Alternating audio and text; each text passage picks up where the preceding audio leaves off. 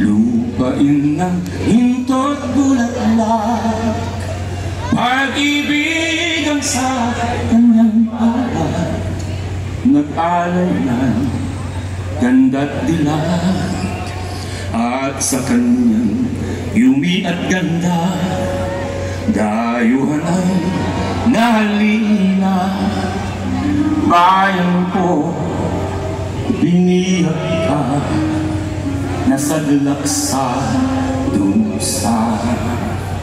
Ibon man may layang lupa, kulungin mo at umiiyak. Bayan pa kayang sakdal ina, ang dimagnasan makaalpas. Pilipinas kong minuta, hugad ng luha ko't lamang, aking alika, makita kang sakdal laida. Ibon man may layang lumipat, kulungin mo at umiiyak. Bayan pa kayang sakdal ilan, ang di magnasang makaalpas. Pilipinas kong minumutya. Wal, wag ka makailang dito. Luha ng pag-ibig ko at dalita. Kaya nga, akapela eh. Akapela nga eh. Aming alika, makita kang sakdal laya.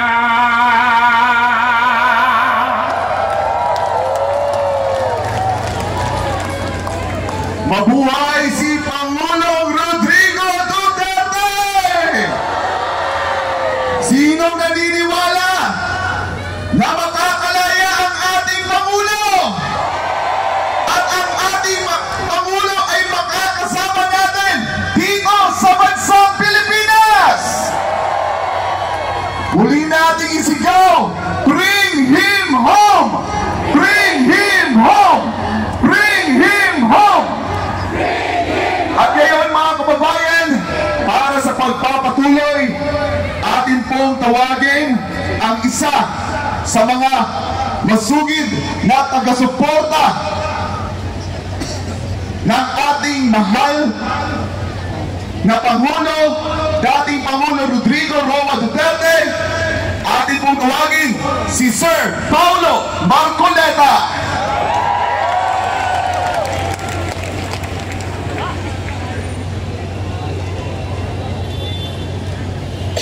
Magandang gabi po sa inyo lahat, mga kababayan! Ako po ang panganay na anak po ni Senatorable Dante Marcoleta, ang tinaguriang pambansang simangot, na lalo naman ngayon ay talagang sumisimangot dahil sa mga nangyayari ngayon. Kung siya ganito kalalim ang kunot, mas lalong lumalim ang kunot niya sa noo dahil sa mga pinaggagawa ng administrasyong ito sa ating mahal na Pangulo. Sino po sa inyo dito ang nabutol?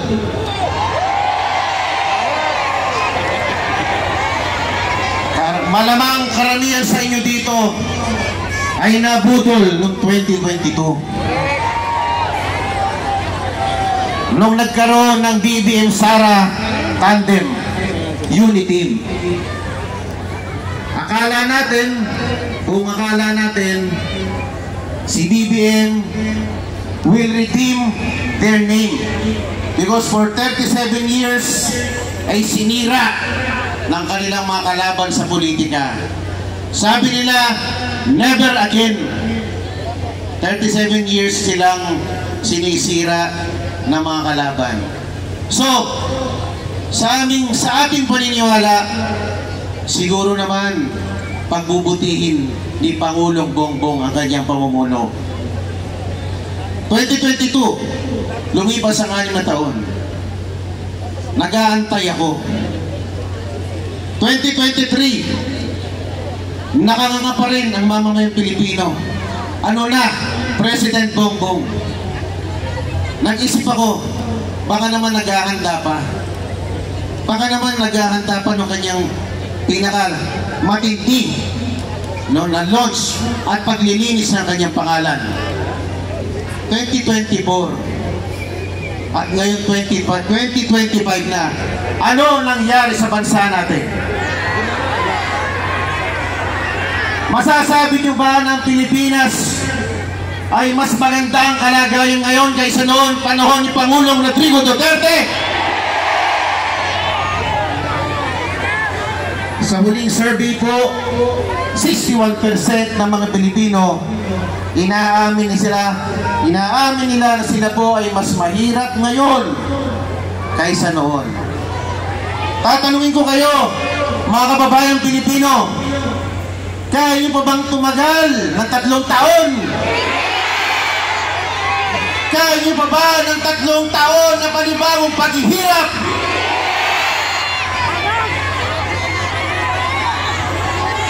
Akala kasi niya, popular siya nung nanalo siya ng 2022. Hindi niya alam, nanalo lang siya dahil siya'y umangkas kay Sara Duterte.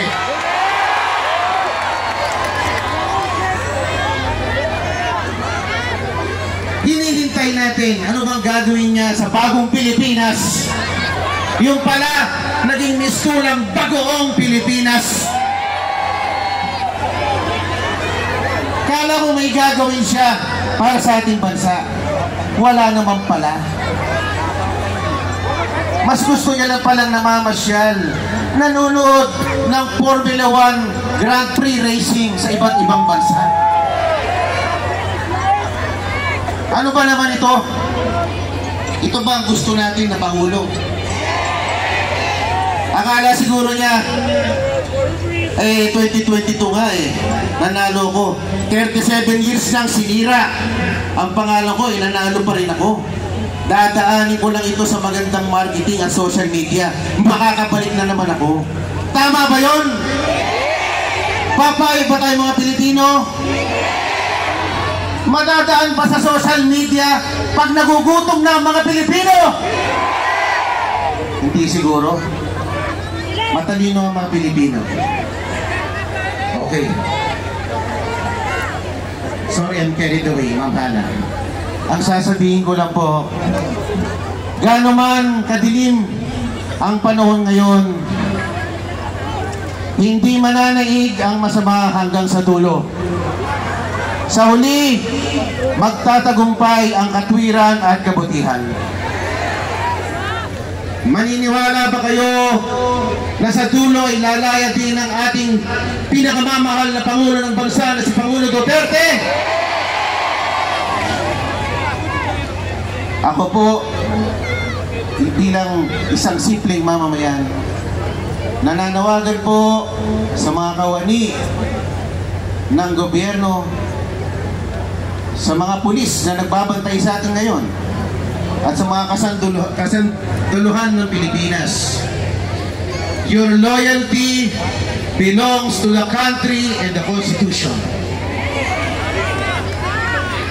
Ipaglaban nyo ang kapakanan ng bayang Pilipinas.